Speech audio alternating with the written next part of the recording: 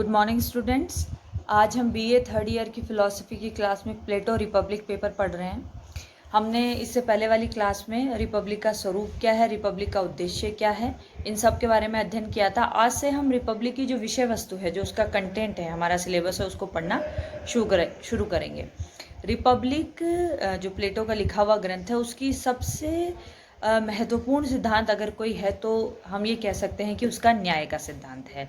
Sabine एक विद्वान हैं जो ये कहते हैं कि प्लेटो का जो न्याय का सिद्धांत है, ये इसकी पूरी रिपब्लिक का सबसे महत्वपूर्ण सिद्धांत है, जो इसके राज्य को पूरी तरीके से बांध के रखता है।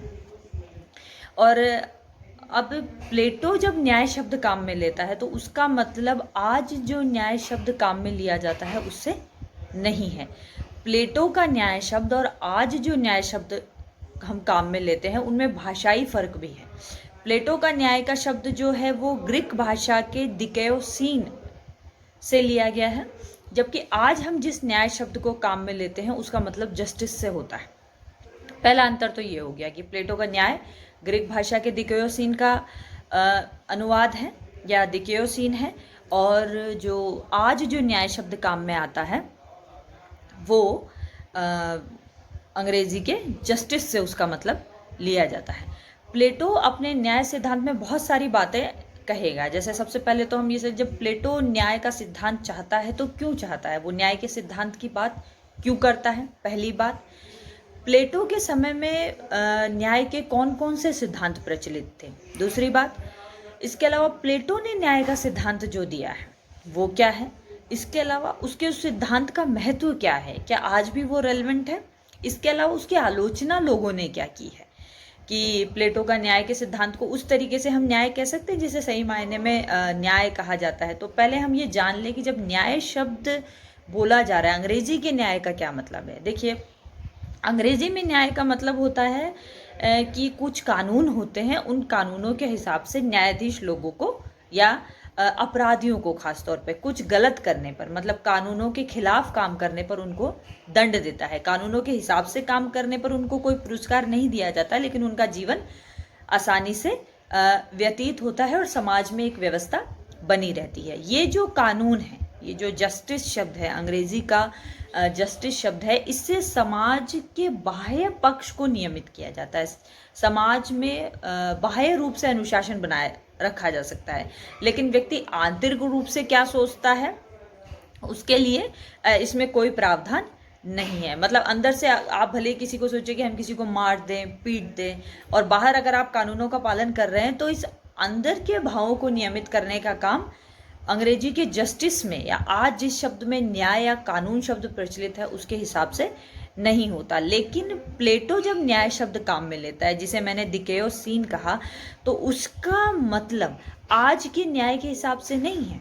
आज का न्याय तो आज हम न्याय भी बोलते हैं तो उसके पहले अन्याय भी शब्द प्रचलित है कि जब मान लीजिए किसी ने कानूनों के खिलाफ जाके काम किया और उसने क्या किया, उस पक्ष के प्रति क्या किया, अन्याय किया, ठीक है। और अगर न्यायाधीश उसे सजा देते हैं तो हम कहते हैं न्याय हो गया। और अगर वो किसी वजह से बरी हो जाता है, जैसे सबूतों के अभाव में अगर वो बरी हो गया, तो हम ये कहेंगे कि न्याय की स्थापना नहीं हुई।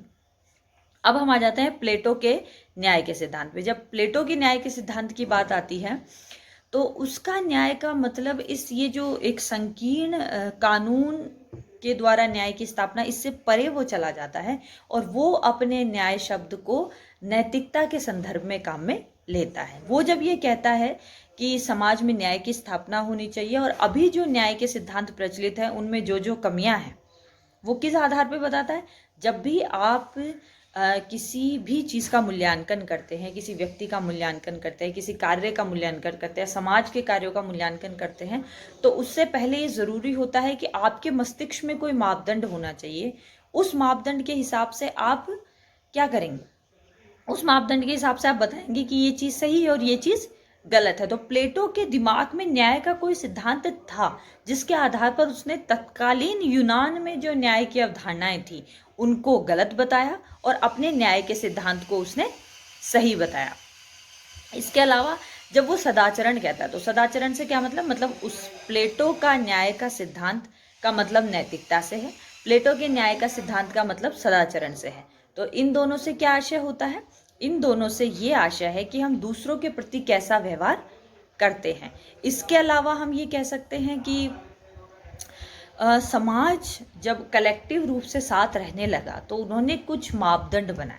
उस मापदंड के आधार पर व्यक्ति का और समाज का एकल रूप से और सामूहिक रूप से उनके कार्यों का और उनके चरित्र का मूल्यांकन होने लगा उन मापदंडों के हिसाब से। और फिर तय किया जाने लगा कि व्यक्ति का ये जो कार्य है ये उचित है, प्लेटो के हिसाब से कहें तो न्याय से संगत है, और दूसरे तरीके से कह सकते हैं कि वो न्याय से संगत नहीं है। ठीक है, तो ये जो मापदंड है, इस तरीके के कुछ मापदंडों की स्थापना प्लेटो करता है अपने न्याय के सिद्धांत में। और इसके अलावा एक बहुत इंपॉर्टेंट चीज़ जो मैं बता दूं, प्लेटो जब न्याय के सिद्धांत की बात करता है तो वो ये बताना चाहता है कि जब हम न्याय के सिद्धांत की बात करते हैं तो न्याय का स्वरूप क्या है, नेचर ऑफ जस्टिस क्या है, या फिर मैं ये कहूँ नेचर ऑफ द सीन क्या है। इसके अलावा वो कहाँ रहता है, मतलब जो न्याय है वो व्यक्ति में रहता है कि वो समाज में रहता है। तो एक और महत्वपूर्ण प्रश्न यहाँ पर यह खड़ा होता है कि प्लेटो के हिसाब से व्यक्ति और समाज का, व्यक्ति और राज्य का आपस में संबंध क्या है। तो उस संबंध पर भी प्लेटो ने अपने न्याय के सिद्धांत में चर्चा की है। तो अब अगली क्लास से हम सबसे पहले तो ये समझने की कोशिश करेंगे कि एथेंस में उस समय कौन से न्याय के सिद्धांत प्रचलित थे जिनसे असंतुष्ट होकर प्लेटो ने अपना न्याय का सिद्धांत दिया। थैंक्स।